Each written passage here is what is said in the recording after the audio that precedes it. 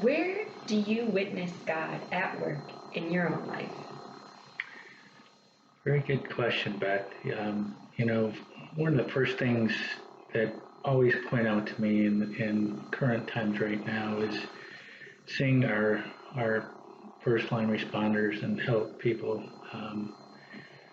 Being out there, they're giving all they have. They're sacrificing their time, their family, and also they're risking their health to save others. So that is always standing out in my mind these days. Something that I what really has stood out for me for a long time is a situation where I knew that it was a very strong and eye-opening instance for me where I actually felt God's presence and knew that He is guiding me. And it was when I lived in Lansing, Michigan. So I moved from the country. I lived out in the country with the dog. I had gone through a tough divorce, and I had a dog with me, and he was always my best friend. And we lived out in the country for a while, and decided to move into Lansing, closer to where I worked at Michigan State University.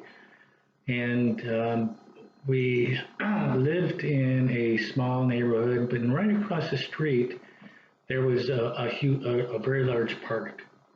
And so it was perfect for the dog. I'd take him over there, and it was maybe 5 acres, and we would throw stakes and play, and we'd walk daily. This is a couple of times daily. And if we weren't going to this park across the street, we would walk down the street, and the street we would go in about 2 or 3 blocks.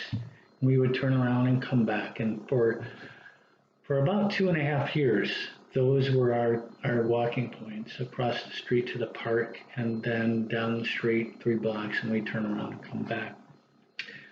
Well, along the street route, there was another small park, and it was very small, and it was kind of hidden behind houses, and I was walking the dog out that way one day, and it was about 2.5 years after I moved there, and I was walking the dog out on the 3 blocks, and for some reason I felt I looked at my dog, and I just felt compelled. It's like, Sparty, we have never, and my dog's name is Sparty. We have never walked in this park before, Sparty. I think it's time for us to go in this park. And so we went into the small park. It was a block down the road. And as soon as we got in there, I'm looking around, and something up on the hill did not seem right. And so I looked up on the hill, and I saw someone laying down.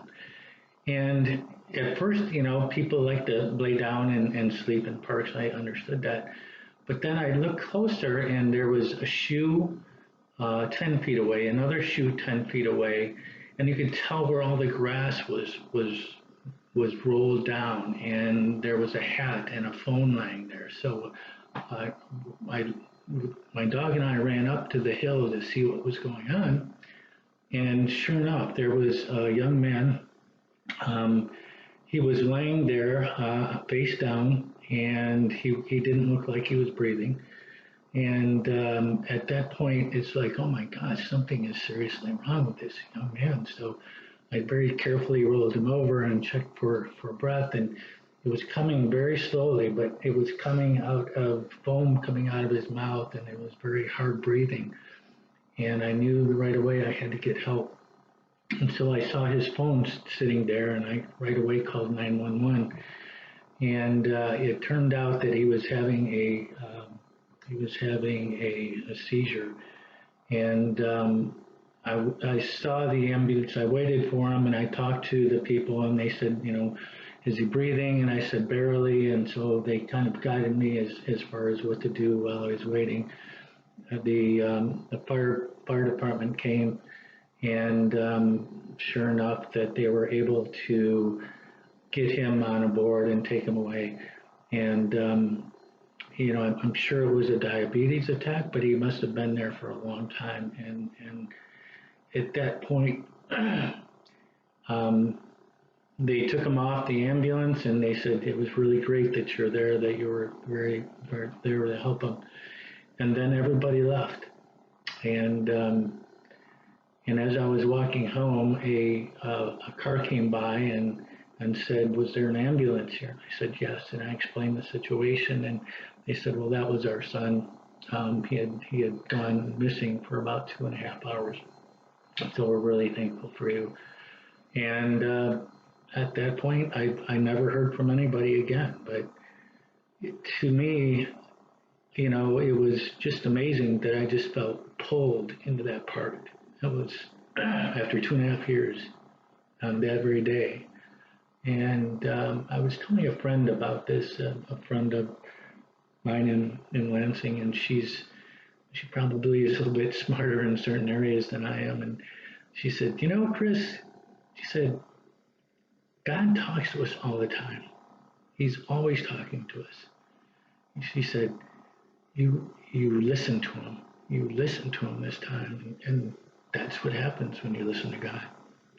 So to make a long story short, I felt the presence of God. I saw God at work on that day for sure, personally, and it was a very strong experience for me. So I hope this helps anybody listening to this story. I certainly keep a better ear out there for listening to God talking to me now.